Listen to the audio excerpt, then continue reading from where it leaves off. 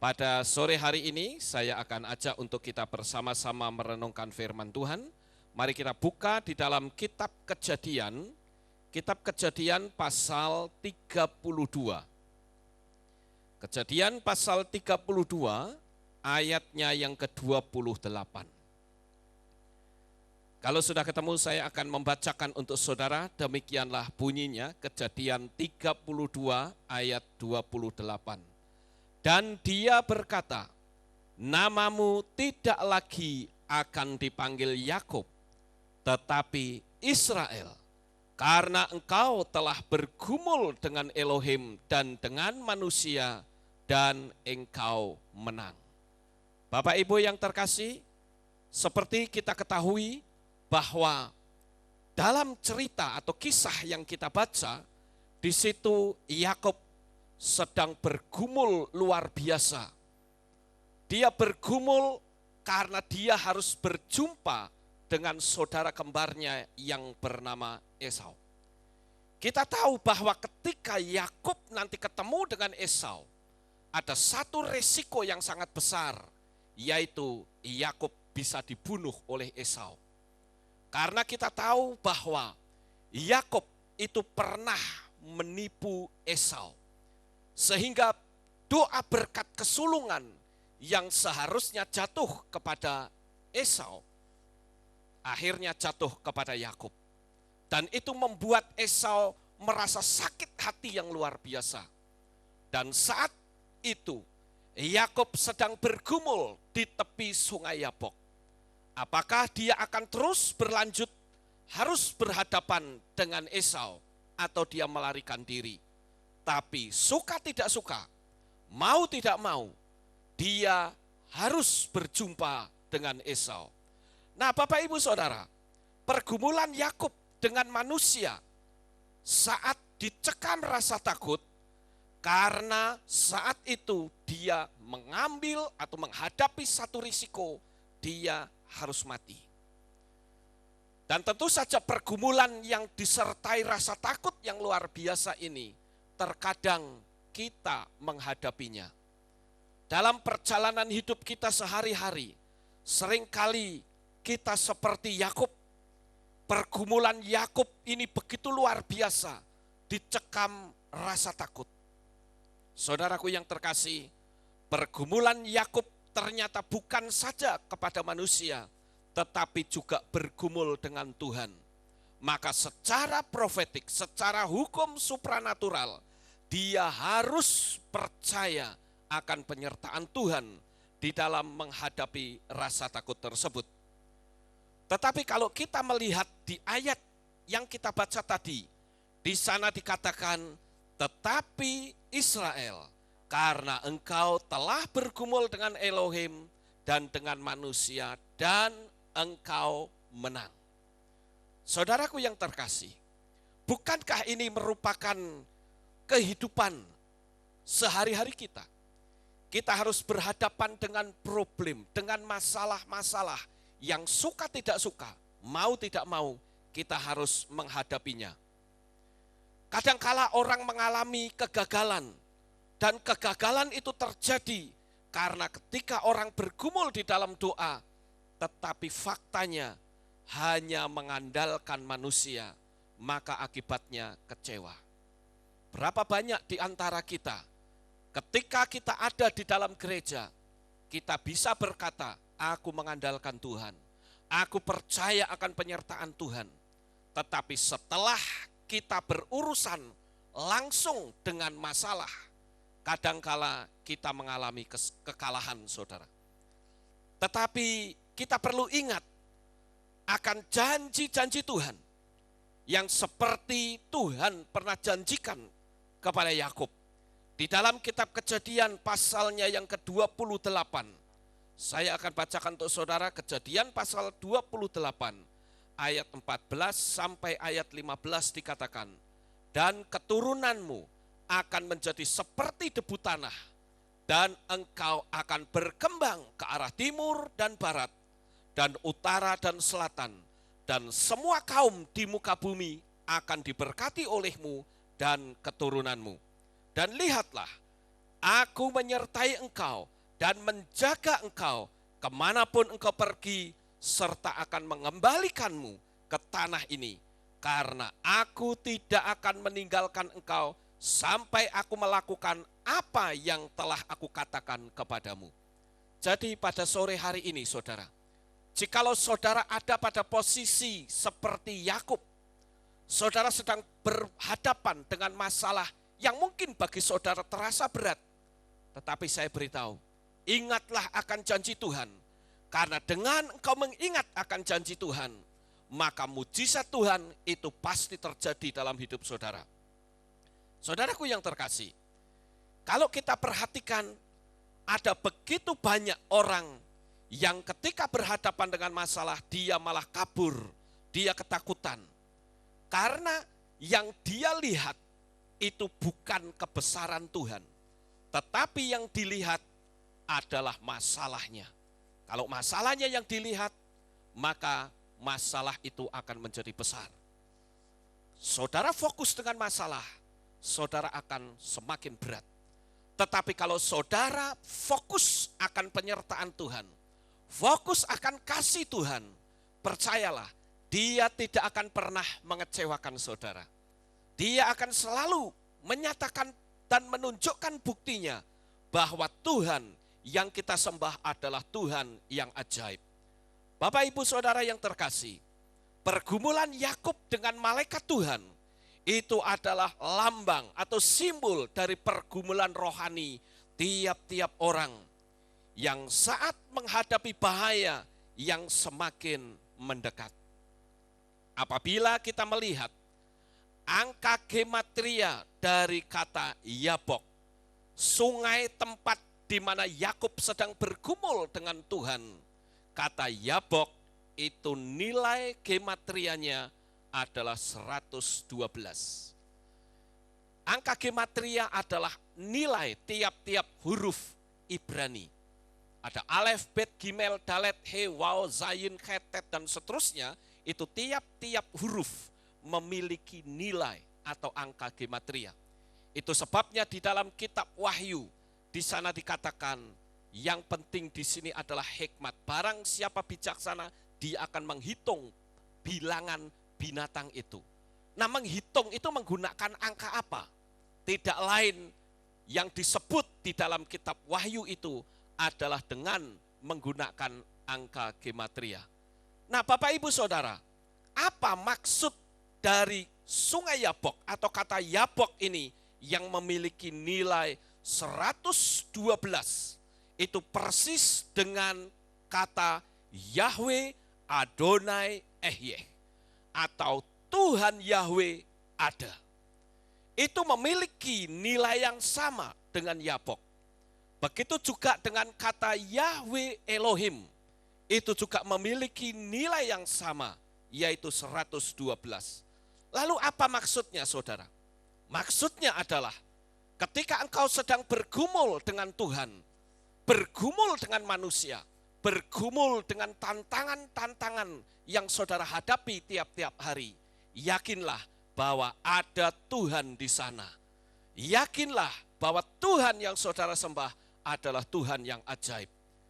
Saudaraku yang terkasih, sungai Yabok adalah batas penyertaan Tuhan terhadap pergumulan manusia. Saudara mau melewati atau lari bersembunyi? Berani menghadapi kenyataan atau ambil jalan pintas? Belum lama ini kita digemparkan dengan aksi bunuh diri satu keluarga di Pekalongan. Mungkin banyak orang yang mencibir, banyak orang yang menghina. Kenapa kok sampai melakukan bunuh diri massal satu keluarga? Karena hanya dijerat oleh hutang. Saudara, orang yang tidak memahami mungkin hanya mengolok, mencibir. Tetapi kalau kita mau menyadari bahwa ternyata orang yang sedang bergumul dalam perjalanan hidup, kalau dia tidak dekat dengan Tuhan, dia tidak menyadari akan penyertaan Tuhan, bisa saja orang melakukan aksi bunuh diri. Oleh karena itu, jangan main-main saudara. Ketika kita sedang berhadapan dengan tantangan yang besar, maka hati kita itu sangat rawan. Suara-suara sumbang itu bisa saja berdatangan di dalam hidup kita. Belum lama ini juga kita melihat ada seorang anak SD. Anak SD yang juga melakukan aksi bunuh diri. Tetapi bisa terselamatkan. Hanya karena soal ditolak cintanya oleh sang pacar. Bayangkan saudara, masih SD. Tetapi hati-hati jikalau hati kita sudah mulai bersuara. Nah ternyata anak SD ini cintanya ditolak. Lalu dia naik ke atas menara Sutet dan mau menjatuhkan diri. Itu satu bukti bahwa pergumulan manusia, jikalau dia kalah, dia akan sangat berbahaya. Dia bisa mengambil jalan pintas. Bisa saja orang melakukan bunuh diri. Orang bisa saja melakukan pembunuhan bahkan. Karena ketika hati sudah mulai terdengar suara-suara yang negatif, itu sangat berbahaya kalau kita tidak menyikapinya. Tetapi saudara, yakinlah, selama kita percaya kepada Tuhan, kita yakin akan penyertaan Tuhan, saat hati saudara menjadi galau, yakinlah ada satu hal, kalau saudara merasa hatinya sedang galau, ingat, bahwa galau itu menjadikan satu singkatan. Galau itu bisa disingkat, God always listening and understanding. Amin, beri tepuk tangan untuk Tuhan, haleluya. Jadi ketika saudara terasa hatinya galau, jangan langsung ambil jalan pintas. Berpikir tidak lagi menggunakan rasional saudara. Tetapi duduklah diam dan yakinlah bahwa Tuhan itu selalu mendengar dan bahkan memahami kegalauan hati saudara. Sore hari ini kita tidak tahu kondisi keadaan saudara seperti apa, tapi yakinlah ada Tuhan yang selalu bersama dengan saudara. Haleluya. Nah sekarang saudara, kita melihat tentang pergumulan kembali Yakub di tepi sungai Yabok. Apakah kita atau Yakub pada waktu itu akan lari atau dia menghadapi tantangan itu? Sebab ketika dia menghadapi tantangan, maka penyertaan Tuhan itu selalu ada. Sebelum dia menyeberangi sungai Yabok, namanya diganti terlebih dahulu dari Yakub menjadi Israel. Kenapa nama itu harus diganti saudara? Karena kata Israel apabila dipisah, dua huruf terakhir di belakangnya akan membentuk kata Yashar El. Itu adalah versi singkat dari kata Yisrael. Lalu apa arti dari kata ini saudara? Kalau kita melihat kata Yashar El, itu adalah kata Yasharnya itu berarti jujur. Kalau kita membaca di dalam kitab Yosua pasal 10 ayat 13, mari kita akan sama-sama membuka. Yosua 10 ayat yang ke-13 dikatakan, dan diamlah matahari dan bulan pun diam, sampai bangsa itu selesai membalaskan dendamnya atas musuh-musuhnya. Bukankah hal itu tertulis di dalam kitab orang jujur? Ya, matahari diam di tengah-tengah langit dan tidak cepat-cepat terbenam untuk sehari penuh. Saudaraku yang terkasih, kalau kita melihat dalam ayat ini ada satu peperangan yang sedang terjadi. Dan waktu itu hari sudah mulai gelap. Dan apa yang dilakukan oleh bangsa Israel? Waktu itu Yosua berkata kepada matahari, matahari diamlah engkau di Gibeon, dan bulan engkau diam di lembah Ayalon. Dan matahari dan bulan itu diam. Saudaraku yang terkasih, dan itu sudah tertulis di kitab orang jujur. Perhatikan kata kitab orang jujur. Kitab orang jujur ini adalah yang disebut dengan Sefer Hayashar.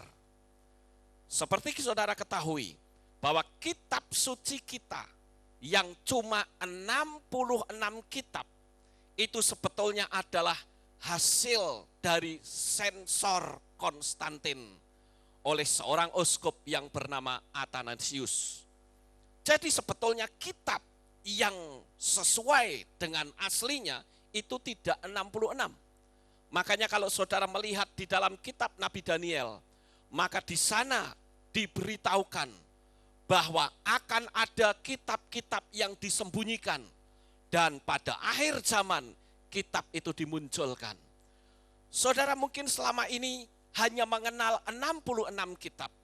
Tetapi tahukah saudara bahwa sebetulnya ada begitu banyak kitab. Ada kitab Sefer Hayashar, ada kitab Henok, ada kitab Yetzirah dan sebagainya. Tapi saya tidak akan menyinggung kitab-kitab itu, tapi saya akan membahas kata Hayashar. Yashar itu adalah merupakan arti dari kata jujur. Nah, kata Yashar atau Yasher itu berarti lurus atau kitab orang-orang yang lurus. Lurus itu memiliki makna yang luas. Orang yang hidupnya adil, berintegritas, tulus, jujur, benar di hadapan Tuhan. Ketika orang itu sudah ada pada posisi yang seperti itu, langkahi perjalanan hidup, maka penyertaan Tuhan itu akan nyata sekali, saudara. Ada banyak orang yang namanya diganti, tetapi pola hidupnya tidak pernah ganti. Namanya diubah, tapi pola hidupnya pola hidup yang lama.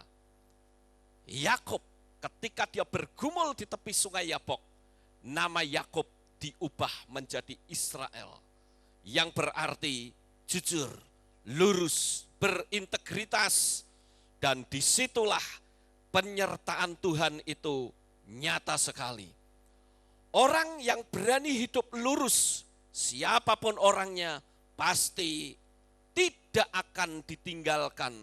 Karena semua manusia itu selalu dimonitor Tuhan melalui malaikat-malaikatnya.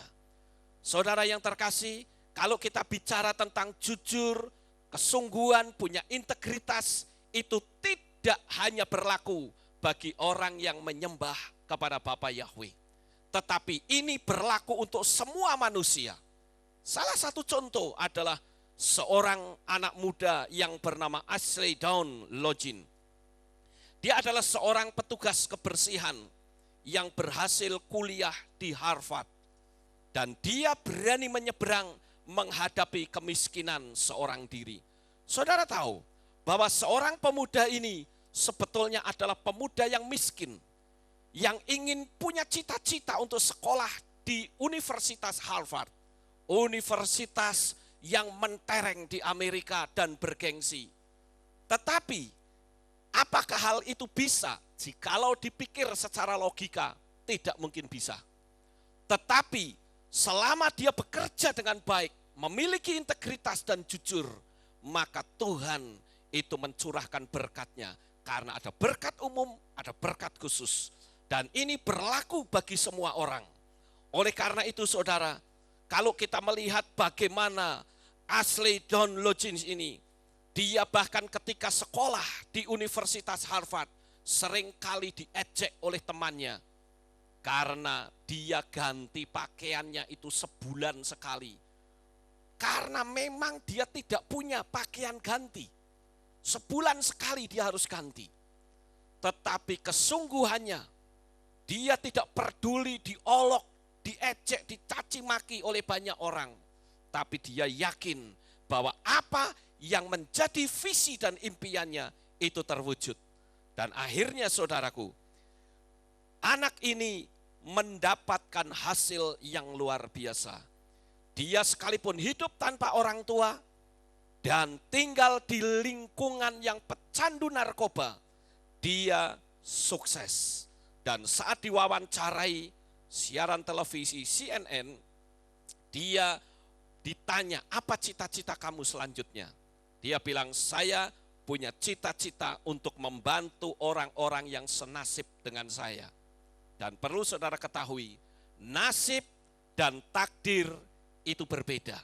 Banyak orang yang tidak bisa membedakan antara nasib dan takdir. Kalau kita hidup dalam penderitaan, itu adalah nasib. Dan itu bisa dirubah, kecuali takdir. Takdir tidak bisa dirubah, saudara. Saudara ditakdirkan sebagai orang lelaki, saudara ditakdirkan sebagai orang perempuan, itu takdir.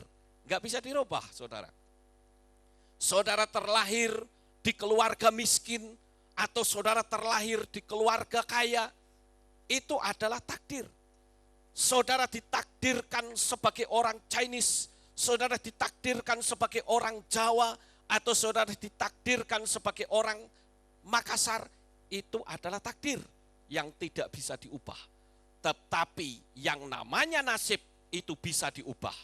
Saudaraku yang terkasih, mungkin saudara terlahir dalam keadaan miskin.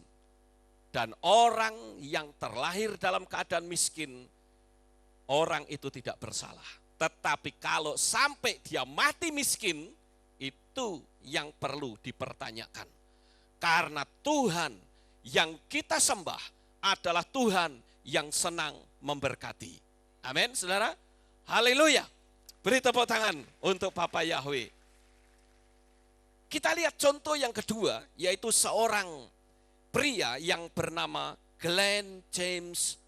Dia tinggal di Boston, Amerika. Dia adalah seorang pria yang miskin, tetapi dia setia kepada Tuhan. Dan sekali waktu dia menemukan uang $40.000. Apa yang terjadi? Pria yang menemukan uang ini, dia lapor ke kantor polisi. Dan polisi itu berhasil menemukan pemiliknya, yaitu seorang pemuda Cina yang berkunjung ke Boston. Dan pada waktu itu, saudara, Glenn James itu mendapat penghargaan dari negara sebagai orang yang jujur. Dia boleh hidup miskin, tetapi dia memiliki kekayaan batin. Dia orang yang jujur. Dan apa yang terjadi?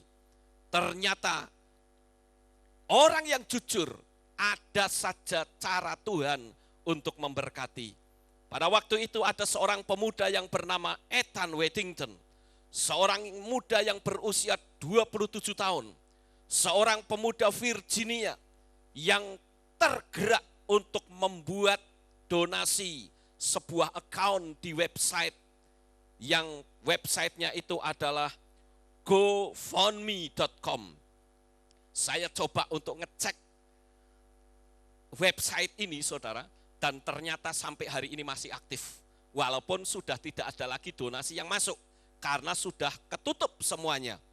Pada tanggal 16 September tahun 2013 tersebut, saat ini dia berhasil mengumpulkan donasi sebesar 147.231.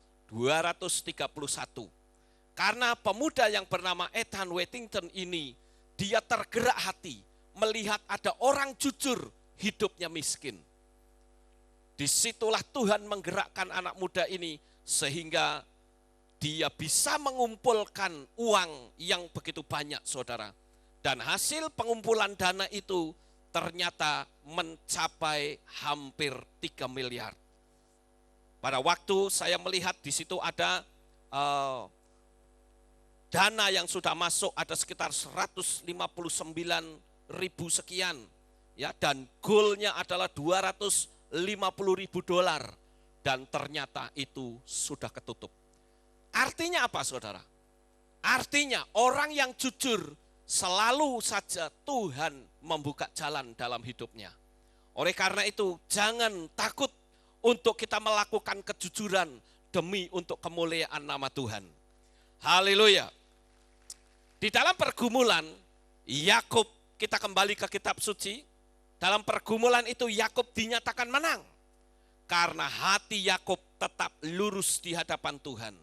Sekarang yang jadi pertanyaan adalah, apakah saudara layak untuk disebut sebagai Israel rohani? hidup yang lurus di hadapan Tuhan. Banyak orang yang mendambakan mujizat, tetapi dia tidak mau mengambil langkah untuk hidup sesuai dengan aturan firman Tuhan. Tapi pada sore hari ini, saya percaya ketika saudara berani mengambil langkah untuk hidup benar di hadapan Tuhan, maka Tuhan akan selalu menyertai hidup saudara. Jangan melihat sungai Yabok itu sebagai penghambat saudara. Seberangi saja. Selama kita mau mengubah hidup kita, jangan namanya yang diubah, tapi kelakuannya tidak berubah, yaitu repot saudara. Nama mungkin tidak dirubah, tetapi pola hidup kita dirubah, maka saudara akan bukan saja melihat, tetapi saudara merasakan sendiri penyertaan Tuhan yang secara otomatis akan berlaku dalam hidup saudara. Dan kalau Tuhan menyertai, maka dimanapun kita berada, yang ada hanyalah mujizat dan mujizat. Kita melihat contoh yang lain, yaitu lautan Kolsom. Lautan Kolsom itu nampaknya sebagai penghambat, tetapi justru sebagai penyelamat bagi orang Israel. Kenapa lautan Kolsom itu bisa terbelah? Karena ada seorang yang bernama Musa yang tidak pernah melakukan komplain, bersungut-sungut di hadapan Tuhan. Berbeda dengan bangsa Israel, kurang makan sedikit bersungut-sungut, kurang minum sedikit bersungut-sungut. Dan pada saat itu dia ada di padang gurun, di depannya ada lautan Kolsom. Sementara Raja Fir'aun bersama dengan pasukannya siap untuk melibas kehidupan orang-orang Israel pada waktu itu. Dan kembali lagi, bangsa Israel berteriak-teriak, emangnya di Mesir tidak ada kuburan? Kenapa kita akan dikubur di padang pasir ini? Sekarang lebih parah lagi, di depan kita ada lautan. Dan saudara tahu, orang yang sungguh-sungguh waktu itu mengangkat tongkatnya dan berseru kepada Tuhan. Dan apa yang terjadi? Lautan Kolsom itu terbelah. Yang artinya apa saudara? Lautan Kolsom itu sesuatu yang menakutkan, tapi tidak bagi orang percaya. Sungai Yabok juga mungkin bikin orang takut, tetapi langkai saja. Selama kita bersama dengan Tuhan, hidup kita benar, penyertaan Tuhan itu akan nyata dalam hidup saudara. Haleluya. Nah saudaraku yang terkasih, kebanyakan kita itu selalu berkeluh kesah. Tetapi akibat dari Musa yang berani mengangkat tangan kepada Tuhan, mengangkat tongkatnya dan berseru kepada Tuhan, maka lautan Kolsom itu terbelah. Akibatnya mulut bangsa Israel yang tadinya berkata kita akan dikubur di lautan Kolsom, mulut mereka berubah dengan berkata, untung ada lautan Kolsom. Lautan Kolsom inilah yang membinasakan tentara Fir'aun. Saudaraku yang terkasih, yakinlah, jejakkan kakimu bersama dengan Tuhan, dan penyertaan Tuhan itu akan selalu nyata dalam hidup saudara. Sungai Yordan juga menyibak saat kaki para imam itu melangkah. Coba kita lihat di dalam kitab Yosua pasal 3 ayat yang ke-13. Kitab Yosua pasal 3 ayat yang ke-13 dikatakan demikian. Dan akan terjadi ketika telapak kaki para imam yang mengangkut tabut Yahweh, Tuhan seluruh bumi berjejak di atas air sungai Yordan, maka air sungai Yordan itu akan terputus dari air yang turun dari atas, dan dia akan berhenti bagaikan sebuah bendungan. Ada satu hal yang menarik secara hukum supranatural, yaitu selama saudara mau hidup benar, tantangan sebesar lautan Kolsom, tantangan sebesar sungai Yordan, tantangan seperti sungai Yabok sekalipun, langkai saja dan engkau pasti akan selamat. Tetapi kalau kita hidupnya gak benar, mau melangkah, kita mungkin akan kecewa. Ingat, Israel itu adalah nama lain ketika Yakub itu sudah bergumul dengan Tuhan. Saudaraku yang terkasih, sungai Yabok Sungai Yordan, Laut Kolsom pada pemandangan manusia biasa, seolah itu menjadi penghambat perjalanan hidup. Tetapi tidak bagi orang yang percaya. Karena orang yang percaya kepada Tuhan akan selalu disertai sampai kapanpun juga. Dan hari ini, saya tidak tahu apa yang menjadi masalah saudara. Tapi yakinlah, Bapa Yahweh adalah Tuhan yang disembah oleh bangsa Israel. Abraham, Ishak dan Yakub. Dan hari ini Dia akan selalu menyertai hidup saudara. Saat saudara sedang dicekam rasa takut, jangan pernah khawatir. Saya katakan dari mimbar ini di dalam nama Tuhan Yeshua HaMashiach, ketika kita mau hidup benar, Tuhan akan tunjukkan kuasa dan mujizatnya untuk saudara. Sekalipun itu kalau dipikir secara nalar manusia, itu mustahil, tapi tidak mustahil bagi Tuhan kita. Amin buat firman Tuhan. Haleluya, beri kemuliaan untuk Bapa Yahweh. Kita tunduk kepala dan kita akan berdoa. Kami mengucapkan terima kasih dan syukur kepadamu ya Tuhan. Buat kemurahan dan kasih-Mu, pada saat ini kami bersama-sama telah mendengarkan firman-Mu. Kami percaya di kala tantangan yang besar ada di depan kami, kami tidak akan pernah takut karena kami tahu Engkau bersama dengan kami. Ada Tuhan Yahweh yang menyertai kami. Ada Yahweh Elohim Sebaot. Terpujilah Engkau Bapa dan meteraikan firman Tuhan ini di dalam hati seluruh jemaat-Mu. Karena hari ini ketika jemaat-Mu pulang, mereka tidak sendiri, tetapi mereka pulang bersama dengan penyertaan Tuhan sampai selama-lamanya. Di dalam nama Tuhan Yeshua HaMashiach, kami sudah berdoa. Amin.